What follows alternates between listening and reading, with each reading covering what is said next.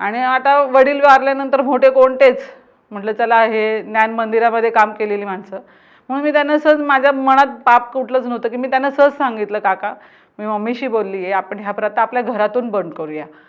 तर मला डायरेक्ट बोललं, तू कोण सांगणारी, आमच्या घरातला निर्णय तू कोण बोलणारी. ती डायरेक्ट माझ्या अंगावर धावून आणि मारायला झाली. मला म्हणे काय तुझ्या आईचं दुसरं लग्न करायचंय का म्हणे. म्हटलं तू हे काय बोलते, प्रथा बंद करणं म्हणजे दुसरं लग्न नाही ना.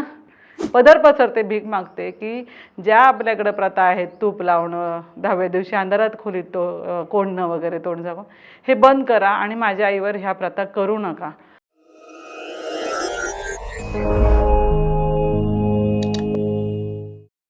खरं जात पंचायत हे लहानपणापासून मला माहीत नव्हतं आणि मुळात जात पंचायत काय हे ॲक्च्युली कोणालाच आत्तापर्यंत कळालं नव्हतं. पण जात पंचायतीची ही न्यायव्यवस्था आणि त्याच्या अत्याचारामुळे मी झालेली पीडिता, मी कोमल दीपक वर्धे, त्याची बळी मी ठरलेली आहे. माझं सासर येवला आणि माझं माहेर पुणे. पुण्या ठिकाणी माझी आई शोभा शंकर वाटमकर आणि सावत्राई ललिता शंकर वाटमकर ह्या माझ्या दोन आया, आणि माझ्या वडिलांचं नाव शंकर मोतीराम वाटमकर. ह्यांचं निधन डिसेंबर 24ला सायंकाळी मध्यरात्री पुणे येथे झाले. पण जात पंचायतीचं वास्तव सुरू होण्याचं कारण पण तेच आहे की वडिलांच्या मैतीनंतर, वडिलांच्या निधनानंतर ज्या आमच्या समाजात चालीरीती असतात त्या चालीरीती बंद करायचा हेतू, हा उद्देश माझा होता की महिलांना कशा पद्धतीने विधवा केलं जातं, तूप लावलं जातं, आंघोळ घातली जाते, ह्या सगळ्या विषयातून मी जात असताना जात पंचायतीचा होणारा त्रास आणि त्या त्रासाला पडलेली मी बळी, हे फार भयानक चित्र आहे. आणि ह्याच्यामधून बाहेर पडत असताना, ह्या सगळ्या गोष्टी करत असताना होणारा त्रास ह्या जात पंचायतीमुळे फार भयानक आहे. आणि विशेषतः जात पंचायत लढत असताना मला महाराष्ट्र अंधश्रद्धा निर्मूलन समिती ह्यांचा पूर्ण सपोर्ट मिळत गेला आणि आज त्यांच्यामुळं हा कायदाही महाराष्ट्रात लागू झाला. ह्या सगळ्या घडामोडीत माझ्यासोबत घडत असताना मी ॲक्च्युली एकटी पडली होती. माझं शिक्षण 10वी. जुने कपडे विकणारा आमचा हा काशी कापडी समाज भटक्या विमुक्तांमध्ये येतो आणि मुळातच आमच्याकडे शिक्षणाचा कुठलाही गंध नाही. जे शिक्षण आमच्याकडे म्हणजे शून्य. मुलगी झाली, मुलगी म्हणजे चूल मूल एवढंच त्यांचं अस्तित्व असतं. आणि वडीलही पंचायतमध्ये बसायचे आणि आम्ही घरात 6 बहिणी, 2 भावंड, सावत्र भावंड वगैरे, सावत्र बहिणीसुद्धा आमच्या परिवारामध्ये आहे.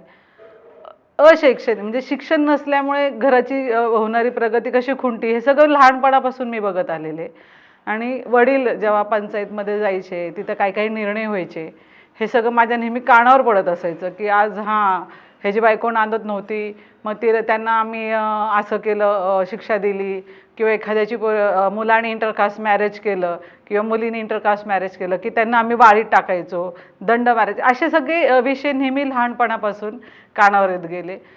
तेव्हाच आपल्या मनात रुजायचं की ही कुठली न्यायव्यवस्था. म्हणजे एखाद्यावर अन्याय होतो तर तो न्यायालयात न जाता पंचायतमध्ये बसायचं आणि त्या 4 लोकांनी निर्णय द्यायचा, हे सगळी व्यवस्था जात पंचायतमध्ये असायची.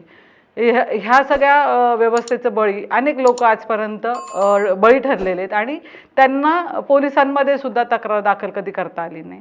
म्हणजे पंच म्हणजे समाजाचा देव मानला जायचा. पंच हा समाजाचा देव, तो जो सांगेल ते त्या लोकांना मान्य असायचं की नाही नाही आमच्या समाजातले पंचांनी निर्णय दिले. पूर्वी पंचायत बसायची तेव्हा असे कधी, जुने पंच बसायचे तेव्हा असे कधी निर्णय वाईट नव्हते. पण आत्ताची जी परिस्थिती आली ती सगळं राजकारणमध्ये आलं आणि त्याच्यामध्ये जे निर्णय होतात ते न्यायव्यवस्थेला धरून होत नाही. आणि ह्या सगळ्या पंचायतीमध्ये महिलांना कधी स्थान नसायचं. म्हणजे पंच बसायचं, एखाद्या महिलेची जरी केस असली तर त्या महिलेला तिथे पंचांमध्ये बसायचं स्थान नाही. तिने दाराच्या बाहेर किंवा त्या हॉलच्या बाहेर किंवा त्या बाजूला बसायचं, पंचांमध्ये न बसता तिचा काय जो निर्णय असेल तो निर्णय तिने त्या पंचातल्या एका माणसाला सांगायचं, तुझ्यावर काय अन्याय झाला वगैरे. ती प्रत्यक्ष येऊन तिचं म्हणणं मांडू शकत नव्हती, एवढी पंचाची दहशत होती महिलांबाबत. मग आपली व्यथा, आपल्याला होणारा अन्याय हे मांडायचं सुद्धा तिला अधिकार नव्हता. मग अशा वेळेसच हे सगळं कानावर पडत असताना मी सामाजिक येवल्यामध्ये आले. माझं लग्न झालं माझ्या आत्याच्या मुलाशीच झालं, दीपक वर्धेंशी. आणि छोटे मोठे व्यवसाय, आम्ही पणत्या विकणं, पतंग विकणं, असं आम्ही सगळं करत आलो. संसाराचा गाडा चालवत असताना सामाजिक कार्यात मी थोडं समाजसेवेमध्ये घुसले आणि कळायला लागलं की हे सगळं चुकीचं आहे, आपल्याकडे होतं चुकीकडे. इतर समाजामध्ये असं कधी महिलांना दुय्यम स्थान नाही आहे. सगळीकडे चांगल्या पद्धतीची महिलांना वागणूक देतात. संविधान आहे. संविधान म्हणजे काय हे लहानपणापासूनच आम्हाला माहीत नव्हतं मुळातच. आमच्याकडं काय फक्त पशुबळी, अंधश्रद्धा, देवाला बोकडं कापणं ह्याच घरात गोष्टी होत जायच्या. समाजात चार चौकटीच्या बाहेर आम्ही कधी फिरलो नाही. पण एवढ्यात आल्यामुळे समाज काय, लोक काय, संविधान काय हे सगळं कळालं. आणि हे करत असताना अरे आपला समाज कुठे कमी पडतोय, महिलांना तर कुठं स्थान नाही आहे. आणि अशातच 2012मध्ये बारामतीमध्ये आमच्या समाजाने अधिवेशन घेतलं. त्या अधिवेशनाला मी आवर्जून हजर राहिले आणि तिथे पहिला मुद्दा मांडला तो की तुम्ही पंचायत भरवता, जात पंचायत बसता, त्यात किती टक्के महिला असतात आणि किती टक्के महिलांना आरक्षण आहे तुमचं. म्हणजे मेन मुद्दा पहिला लढा की आम्ही त्या पंचांमध्ये जाणार. म्हणजे ऑलरेडी माझा पंचांना विरोध होता, पण हे सगळं आणि त्यामध्ये येण्याच्या अगोदर वगैरे पहिला लढा की जर पंच सगळे पुरुष वर्ग येऊन न्याय देऊ शकतात, पण एखाद्या महिलेवर अन्याय झाल्यावर तिथे एखादी महिला का नाही तिच्या बाजूनी, किंवा ते निर्णय देताना तिचं पण मत का नाही घेतलं जात. म्हणून मी स्वतः तिथे हा विषय मांडला की तुम्ही समाजामध्ये अधिवेशन भरवतात, मोठ्या मोठ्या पदांवर जेंट्सला घेतात, तिथे लेडीजलाही घ्या आणि प्रत्येक गावात जिथे जिथे तुमच्या जातपंचायती असतील तिथे तिथे महिलांना 50% आरक्षण द्या. ह्याच्यावर आम्ही आवाज उठवला. माझ्या मागे ज्योती बद्दुरकर, गीता कोंदूर वगैरे ह्यांनी पण त्या बाबतीत त्यांनी विषय मांडले, त्यांचे मत मांडले. त्याच्यानंतर तिथे म्हणजे मतदान झालं की अध्यक्ष निवडीचा, प्रांतिकचा आणि वर्किंगचा. तर ह्याच्यामध्ये वर्किंगला आम्ही एक लेडीज उभं केली होती, ज्योती कुंदूर. जे आमच्या जेंट्स होते रमेश कुंदूरजी, तेही पहिल्यापासून बरेच वेळा त्यांनी अध्यक्षपद भूषवलं. पण त्यांची विचारसरणी खूप छान आहे. त्यांच्या मुलीचंही इंटरकास्ट झालं होतं मॅरेज, पण समाजाला सांगून केलं तर पण त्यांनाही वाळीत टाकलं गेलं आणि त्यांना कवडीचा दंडही मारला गेला. पण त्यांनी समाजाचा विचार करता आजपर्यंत त्यांनी कुठं बिचाऱ्यांनी तक्रारसुद्धा नव्हती केली समाजाची. म्हणजे एवढे अन्याय सहन करून सुद्धा त्या पदावर ते कॅपेबल होऊन न्याय देत होते. आणि त्यांनीच उलट आम्हाला संधी दिली की तुम्ही पण इलेक्शन लढवा. मग आमच्या ज्योतिताईंना थोडेसे 7-1 मतं कमी पडली, पण रमेश कुंदूरकरांनी मनाचा मोठेपणा दाखवला आणि अर्धा अधिकार त्यांनी महिलांच्या बाजूने ठेवला की हे अधिकार तुम्ही घ्यायचे आणि तुम्ही गाव पातळीवर महिलांनाही पंचामध्ये सामील करून घ्या, तुम्ही ती व्यवस्था करा म्हणून. हे पहिलं आमचं यश होतं. आणि त्याच्यानंतरनं बरेच वेळा समाजामध्ये सोलापूर असो, हैदराबाद असो, वर्किंगला हैदराबादमध्ये आणि प्रांतिकला सोलापूरमध्ये समाजाचे अधिवेशन भरले परत छोटे मोठे. तर त्याच्यामध्ये पण आम्ही वेळोवेळी हाच मुद्दा मांडला. ज्योती बद्दुरकर असेल, गीता कुंदूर असेल किंवा मी, आम्ही सगळ्यांनी विषय हे मांडला की ज्या आमच्या समाजामध्ये एखाद्याचा पती मेल्यानंतर त्या महिलेवर करणारे जे विधी आहेत अंत्यविधीच्या वेळेस, त्या विधी बंद करा. ती विधी पहिली अशी की त्या महिलेचा नवरा जर वारला तर त्या महिलेला डोक्याला तूप लावून आंघोळ घातली जाते आणि 10व्या दिवशी तिला म्हणजे मशाणात आंघोळ घालून तिचे साज उतरवला जातं आणि तिला 10व्या अंधारा खोलीत ठेवलं जातं. तिचं तोंड आहे ना कोणी बघायचं नसतं, झाकून टाकलं जातं येताना स्मशानापासून ते घरापर्यंत. का तर ती अपशकुन. ह्या सगळ्या गोष्टी जेव्हा आमच्या कानावर आल्या तेव्हा आम्ही ह्या गोष्टीला विरोध केला की ह्या सगळ्या बंद करा, महिलांना सन्मानाची वागणूक द्या. असं नाही की आम्ही डायरेक्टली मी ॲक्शन घेतली का काय. आम्ही त्या पंचायतीमध्ये घुसतानाच आम्ही हा विषय मांडला की महिला सन्मानाचा. पण तेव्हा पाहिजे तसा पंचांचा आम्हाला रिस्पॉन्स नाही. पण जेव्हा पुण्यामध्ये एक माझे वडील वारायच्या अगोदर 1 वर्ष अगोदर एक माझ्या चुलत मामाचा मुलगा वारला. त्याचं लग्न होऊन 3च वर्ष झाले, ते मूलबाळ नव्हतं आणि तो ड्रिंक करायचा आणि तो वारला. ज्योती बद्दुरकर आणि गीता कुंदूर ह्या दोघी महिला तिथं उपस्थित होत्या. कमल वाडेकर ताई ज्या ज्येष्ठ आहेत आमच्या समाजातल्या वरिष्ठ, त्या पण बोलल्या की हा प्रथा करू नका, त्या मुलीचं वय पण नाही आहे, हे चुकीचं आहे. तर त्यावेळेस माझा सक्का मामा त्या घरातला पालकर म्हणून तो म्हणायचा की नाही आमच्या घरातला मॅटर आहे, तुम्हाला कोणाला बोलायचा अधिकार नाही. त्यांनी बिचाऱ्यांनी त्या लढल्या. असं पण नाही की त्यांनी विरोध केला नाही, पण त्यांना माघार का घ्यावी लागले की हा आमच्या घरातला विषय. त्यामुळे त्या म्हणे अगं तुझा सगळाच मामा असं बोलतोय, मला फोन केला की असं असं झालं, त्या असं बोलतायत. म्हटलं ठीक आहे बघूया, आपण नेक्स्ट टाइम करूया, प्रयत्न तर केले ना.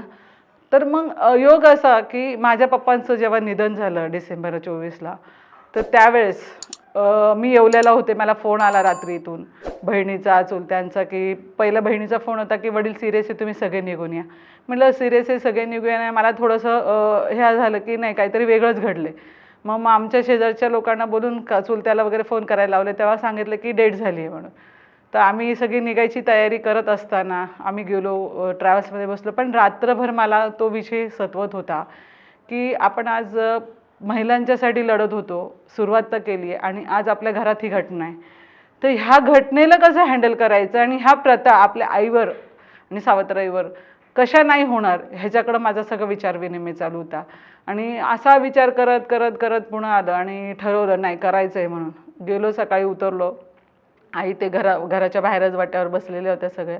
वडिलांची डेड बॉडी ससूनला बर्फाच्या ज्या ठेवली ती सावत्राई मालेगावला होती ती येईपर्यंत. पण वडिलांचा काही फेस बघायला मिळालाच नाही सकाळी. पण आईशी बोलणी केली, आईला भेटले, रडारडी सुरू झाली. आता झाली ती घटना. पण म्हटलं आई, तुला आम्ही तिघी मुली सख्या, बाकीचं सावत्र वगैरे तर आहेच मुलं वगैरे, पण एक महिला म्हणून तुला तिन्ही मुलीत, मला फक्त तुझी साथ हवी आहे.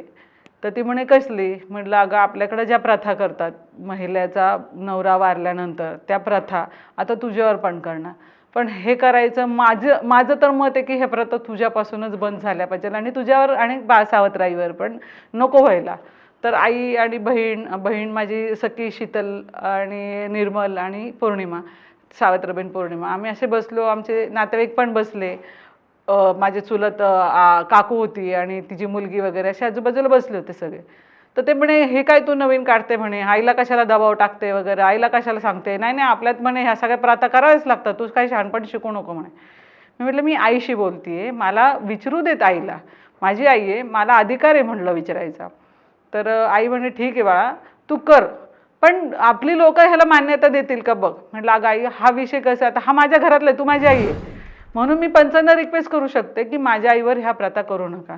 आई म्हणली ठीक आहे, पंचांना तू विचार, पंच काय म्हणतात बघा. म्हणजे पंचांचा एवढा दबाव की कुठलाही निर्णय घ्यायचा असेल ना तर पंचांना विचारल्याशिवाय व्हायचा नाही. तर मी म्हटलं ठीक आहे आई, मी विचारतो, तुझी संमती आहे ना, तुझं सपोर्ट आहे ना मला. तर आई म्हणे आहे, माझं काहीच नाही, पंच म्हटले ना तयार झाले तर मला काहीच नाही, पंचांच्या विरोधात नको जायला, कारण की ते काय करतील मग आपल्याला टॉर्चर करतील म्हणे. म्हटलं अगं आई घाबरू नको, तसं काही होणार नाही. मग मी काय केलं, आईकडून उठले आणि माझा 2 नंबरचा चुलता भोलानाथ वाटमकर, ते पिंपरीमध्ये राहतात आणि जैन हायस्कूल पिंपरीमध्ये काळेवाडी, तिथे ते कामाला आहेत क्लार्क म्हणून हायस्कूलमध्ये बरं का. आणि आता वडील वारल्यानंतर मोठे कोणतेच, म्हटलं चला हे ज्ञान मंदिरामध्ये काम केलेली माणसं, म्हणून मी त्यांना सहज, माझ्या मनात पाप कुठलंच नव्हतं की मी त्यांना सहज सांगितलं काका मी मम्मीशी बोलली आहे, आपण ह्या प्रथा आपल्या घरातून बंद करूया. तर मला डायरेक्ट बोललं तू कोण सांगणारी, आमच्या घरातला निर्णय तू कोण बोलणारी. त्यांनी माझ्याशी वाद घालायला सुरुवात केलं. म्हटलं काका मी वाद घालत नाही आहे, तुम्ही वाद घालू नका माझ्याशी, मी तुम्हाला सक्त सांगते की पंचांना विचारूया आपण, आणि त्यावेळेस मी विचारत असताना तुम्ही चुकीचं काही बोलू नका, तिथे आपले वाद होतील. तर नाही नाही नाही, तू काय आमच्या घरात मोठी लागली नाही म्हणे. त्यांची सुरुवात झाली वाद करायला आणि त्यांनी आमच्या 3 नंबरच्या चुलत्याला, 4 नंबरच्या चुलत्याला, लहान्या चुलत्याला, आत्याला, चुलतींना ह्यांना सांगायला सुरुवात केली. त्यांची तिकडं बाजूला बडबड सुरू झाली. त्याच्यानंतर मी आमचा एक 4 नंबरचा मामा राहुल पालकर, त्याच्या कानावर टाकला, अरे मामा मी असं असं करते, तुझे तरी सपोर्ट असू दे मला. अरे अगं बाई म्हणे आपली लोक कशी आहेत माहिती ना, नको काय हे करू असं वेडेपणा वगैरे. म्हटलं अरे मामा ह्याच्यात वेडेपणा काय, मला फक्त पंचांना विचारू देत की ह्या प्रथा बंद करूया आजपासून, बाकीचं दुसरं काही वेगळं मागत नाही ना मी. तर म्हणे बघ बाई तुझ्या ह्याच्यावर, कारण आपली लोक काय तशी विचारांची नाही आहेत. म्हटलं ठीक आहे. ह्या सगळा प्रकार घडत असताना तिथे सगळा हा गोंधळ सुरू झाला की कोमल अशी बोलते, पंचांच्या विरोधात जाईल, पंच तयार होणार नाही. मग एक जण, मग माझा चुलता आमच्या मावशांना धरतोय, त्यांच्या कानावर सांगतोय बघा अशी करते. मग माझी सगळ्यात लहानी मावशी जी नाशिकमध्ये स्थायिक आहे, लता उपळकर, तिचं माहेरचं नाव लता पालकर आहे आणि इकडे तिला अश्विनी उपळकर म्हणून ओळखतात, ती डायरेक्ट माझ्या अंगावर धावून आणि मारायला चालली. मला म्हणे काय तुझ्या आईचं दुसरं लग्न करायचं आहे का म्हणे. म्हटलं तू हे काय बोलते, प्रथा बंद करणं म्हणजे दुसरं लग्न नाही ना, हे मी नाही बोलत आहे. म्हटलं तू बोलती हे चुकीचं आहे, सगळं बंद कर. म्हटलं मला तू मारायचा अधिकार नाही. म्हटलं मी एक फोन करेल पोलिसांना आणि 2 मिनिटात गाडी येईल. म्हटलं मला संयम आणि विचारू देत. तर म्हणे नाही नाही तू कोण सांगणारी नाही. तिचा विरोध, चुलतींचा विरोध, आत्यांचा विरोध, बारकी एक आत्या त्यांचा विरोध, ते चुलती आणि आत्या फक्त माझ्या मावशांना आमच्या पर्यंत पाठवायच्या, तिला सांगा तिला हे करा. म्हणजे एवढंपर्यंत त्यांचं षडयंत्र चालू होतं. आणि ते सकाळपासून ते वडिलांची डेड बॉडी येईपर्यंत चालू होतं. शेवटी अक्षरशः म्हणजे वडिलांची डेड बॉडी आली तिथं मला जाता पण नाही आलं. सगळं डिप्रेशन चालू आहे. प्रत्येकजण समजून सांगतं की नाही आपले लोक ऐकणार नाही, असं नाही. म्हटलं का बरं ऐकणार नाही, माझी आई आहे ना. मला पंचांशी बोलून तरी द्या, कमीत कमी मला निर्णय तरी कळेल पंचांचा. तुम्ही मला पंचांपर्यंत जाऊन देत नाही. तर त्यावेळेस माझे मिस्टर दीपक वर्दे हे पंचांचे तिथे जे अंत्यविधीची तयारी चालू होती, ते हे बांधणं, मशाणात नेण्यासाठी खांदा देण्यासाठी ते सगळं बांधतात, त्या तिथे सगळी लोक पंचांची होती. तर तिथं त्यांनी रिक्वेस्ट केली, म्हणे मी पण प्रांतिकचा सदस्य आहे महाराष्ट्र बॉडीवर. तर माझं एक म्हणणं आहे की माझ्या बायकोचं काय जे म्हणणं आहे ते तुम्ही ऐकावं, कारण की आज तिचे वडील गेले, तिला डोंगरा एवढं दुःख आहे आणि तुम्ही त्यात तिला सहकार्य करायचं सोडून तिचं ऐकतही नाही, तिला तुमच्यापर्यंत येऊनही देत नाही, तिचं म्हणणं तरी ऐका. ते म्हणे ठीक आहे बोलवा तिला. तर मला माझे मिस्टर म्हणे ते बोलवत आहे तुला, चल म्हणे. म्हटलं ठीक आहे चला आपण बोलूया. तर त्यावेळेस त्या सिच्युएशनमध्ये मी त्यांना रिक्वेस्ट केली. तिथं सुनील गादेकर होते, शंकर वाडेकर होते, परत ते शरद भिंगारे होते, दीपक वाडेकर होते आणि नारायण नांदेकर, माझा चुलता भोलानाथ वाटमकर, महेंद्र वाटमकर, हे सगळे लोक होते. बरेचसे अजून बाकीचे पंचायतले सदस्य पण होते. तर ह्या सगळ्यांसमोर मी विनंती केली, पहिले त्यांना हात जोडले.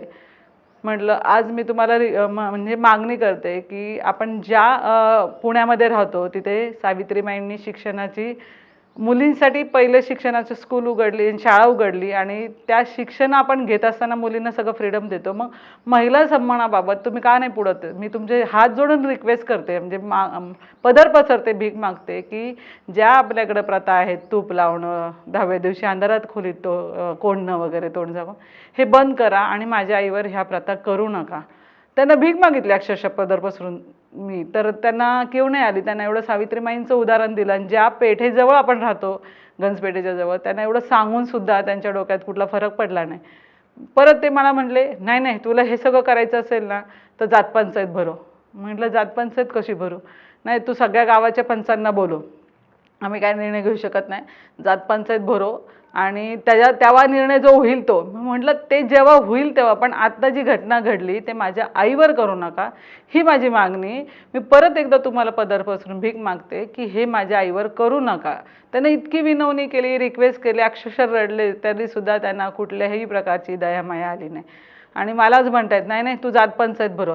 आता जातपंचायतीचं भरवणं हे सोपं नाही, त्याला लाखाच्या वर खर्च आहे. गावाचे पंच, बाहेरगावचे पंच सगळ्यांना बोलवायचं, परत त्यांचा जाण्यायेण्याचा खर्च, राहण्याचा खर्च, जेवणाचा खर्च, हा सगळा खर्च करायचा का? तर ह्या प्रथा बंद करण्यासाठी त्यांची परमिशन घ्यायची.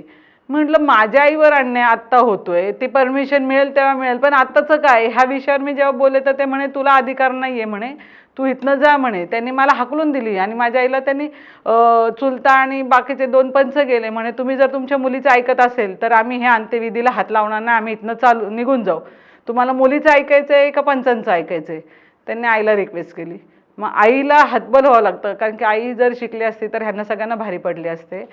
आईचं कसं अज्ञान, फक्त जुने कपडे विकणे, लहानाचं मोठं करणं, घराचं कुटुंब उदरनिर्वाह चालवणं, ह्याच्या पलीकडे त्याची दुनिया नाही. तिला असं वाटलं अरे आता हे जर सगळे निघून गेले तर अंत्यविधी कोण करणार? मग ती इतक्या मानसिक दबावाला बळी पडली त्यांच्या प्रेशरला की ती ठीक आहे म्हणली मला समाज हवा आहे. म्हणजे आईला एक वेळेस मला नाकारावं लागलं का? तर समाजाच्या दबावामुळे. का तर पंच निघून गेले, म्हणजे लोक निघून गेली पंचांच्या सांगण्यावर, तर मयत कोण करेल? ह्या भीतीने आईने म्हणे मला पंचांचा निर्णय मान्य. मग त्यावेळेस मला पंचांनी बहिष्कृत केलं आणि मी वडिलांचं तोंडही न बघता, मला वडिलांचं शेवटचं तोंडही न बघता, मी बघायलाच मिळालं नाही ह्या सगळ्या गोंधळामध्ये. त्यांनी एवढं मला टॉर्चर केलं. तिथून आम्हाला निघावं लागलं आणि एवढ्या ह्याच्यामध्ये की आपण आईच्या ह्या सगळ्या प्रथा रोखू नाही शकलो, कारण की हे आपल्या हातात होतं आणि घरातलं होतं मुळात. जेव्हा चंद्रकांत पालकर त्याच्या चुलत भावाच्या पोराच्या वेळेस बोलला माझा मामा की आमच्या घरातला मॅटर आहे, जेव्हा माझ्या घरातला मॅटर असताना, मी मागणी करत असताना सुद्धा मला पंचांनी कुठल्या प्रकारची दाद दिली नाही. अशा अवस्थेमध्ये मी माझ्या मिस्टरांना, माझ्या मुलांना, माझे दीर वगैरे, माझे जाऊ, आम्ही सगळे येवल्याला रिटर्न निघून गेलो. आणि म्हणजे एवढ्या टेन्शनमध्ये आम्ही निघालो घरी की काय ही घटना घडली आणि आपण आपल्या आईला न्याय नाही देऊ शकलो आणि आपण ह्या प्रथा बंद नाही करू शकलो. मग खंत वाटायला लागले की आज आपल्या आईवरच एवढा अन्याय, तर दुसऱ्यांच्या ह्याच्यामध्ये बोलायला गेलं तर आपल्याला कवडी पण किंमत देणार नाही. मग विचार करत करत रडत म्हणजे खूप टेन्शनमध्ये काय करावं काय नाही. तर कृष्णदादांची भेट आम्हाला विजयकुमार इंगळेंनी करून दिली. तर त्यांनी सांगितलं की मला फक्त माहीत होतं की जातपंचायतीबद्दल लढा चालू आहे, काम करतायत लोक, पण कोण आहे लोक, ती कुठली लोक, काहीच माहीत नव्हतं. आणीस वगैरे हे म्हणजे माझ्या ध्यानीमनी नसणारी ही संघटना होती की हे आणीस आहे, असं काम करते वगैरे काहीच माहीत नव्हतं. विजयकुमार इंगळेंनी मला कृष्ण चांदगुड्यांचं नाव सांगितलं की ते जातपंचायतीवर मोठं काम करतायत, तुम्ही या, तुमची भेट घालून देतो. आम्ही नाशिकला कृष्णदादांना भेटलो, माझा एक अर्ज होता. मग ते सगळे वाचलं. माने साहेब होते, त्यांच्यासमोर आमची बैठक झाली आणि त्याच्यानंतर 1 जानेवारीला म्हणजे 31 डिसेंबरला आम्ही भेटलो. 2015ला 16ला 2016ला आम्ही भेटलो आणि म्हणजे ती सुरुवात जे 2015ला 31 डिसेंबर आणि 1 जानेवारी 2016 असा तो प्रवास होता. 31 डिसेंबरला आमचं सगळं चर्चा झाली, मेल गेले मुख्यमंत्री कार्यालयाला वगैरे, आणि 1 तारखेपासून त्या सगळ्या बातम्या सुरू झाल्या की जातपंचायतीने कोमल वर्धेवर असा असा अन्याय वगैरे केला.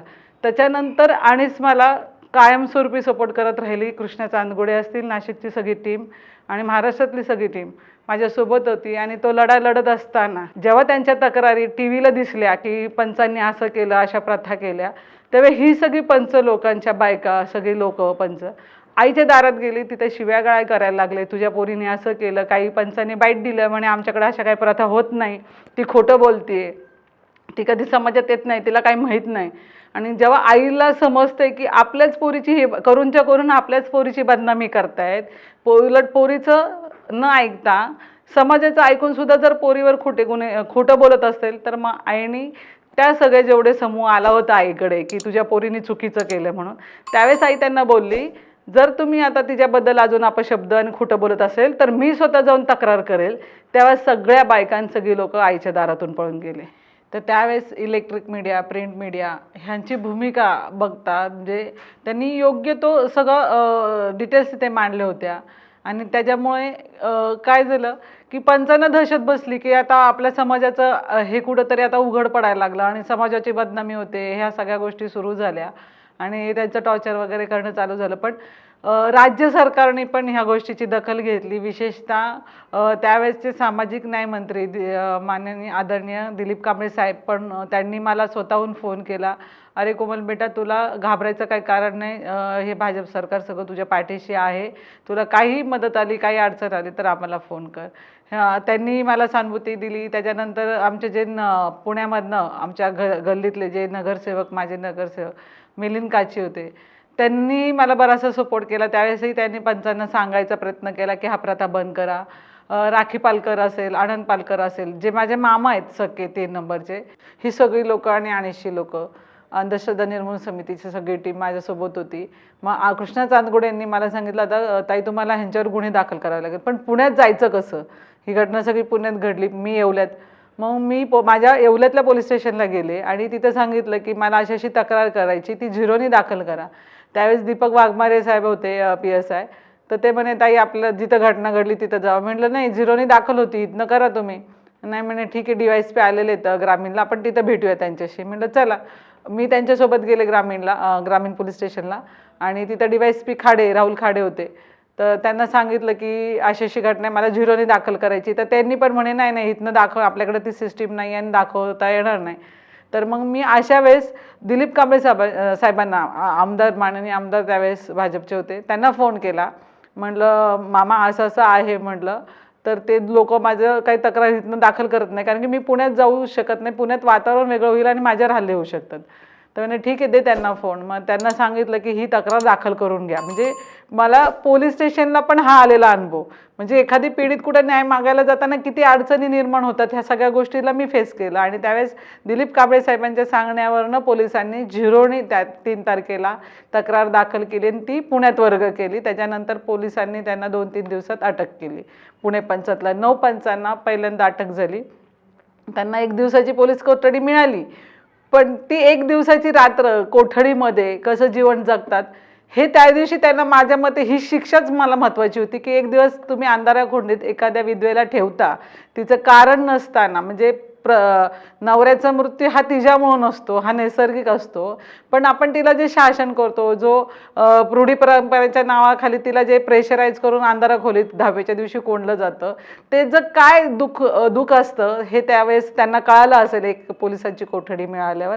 तो सगळ्यात महत्त्वाचा माझा विजय होता की नाही बाबा, कुठंतरी कायदा आता आहे आणि आपण संविधानाला धरून चालतोय, त्यामुळे आपल्याला न्याय भेटणार.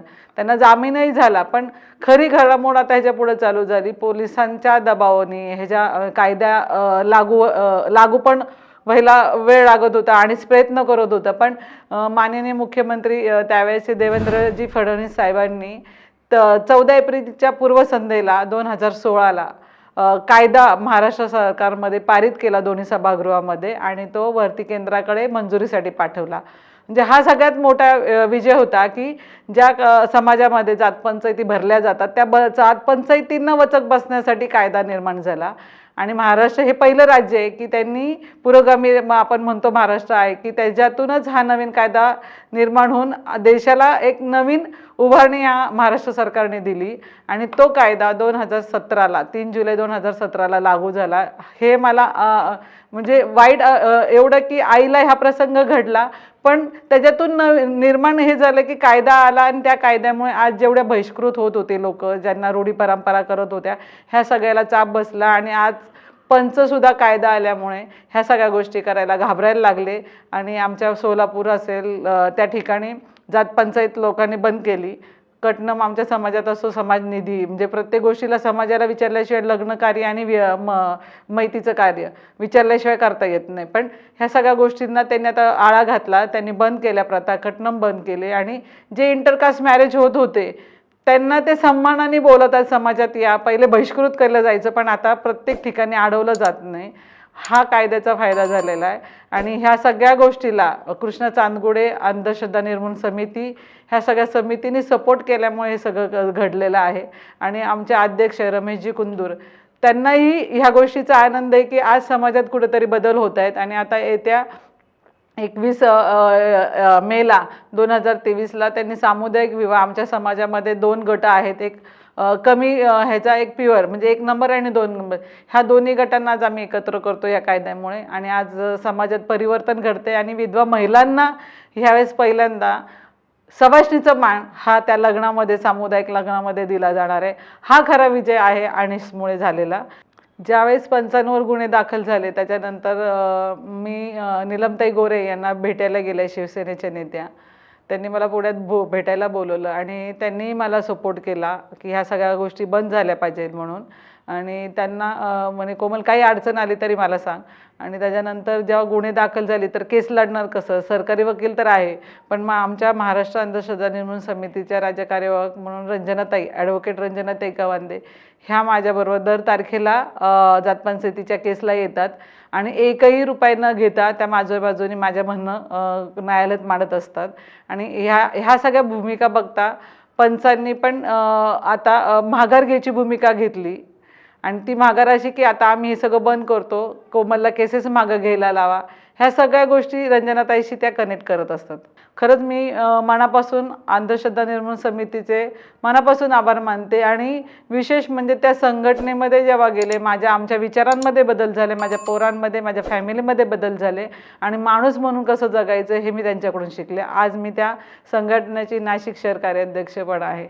धन्यवाद अंधश्रद्धा निर्मूलन समिती.